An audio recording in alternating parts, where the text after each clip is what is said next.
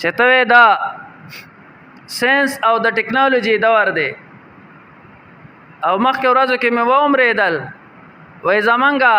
چې ورسره اوس دا جنگ راغی هندوستان وای دا سپوږمۍ ته ختلی وه دومره لوی ترقي والا ملک چې سپوږمۍ ته وختل او ځان ته دومره هوښیار وی چې موږ دومره ترقي یافته ملک یو خو صیبه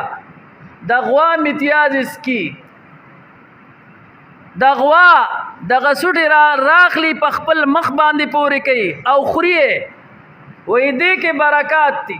دومره ذهن کار نه کوي چې د برکت سیس پکې پی دی هغه اوس کا نجس سیس پسې انختی دي هغه د سپوږمۍ ته وختل خو د غوا په امتیازو باندې پوه نه شو چې دا نجس دي او کو دا پاکي دي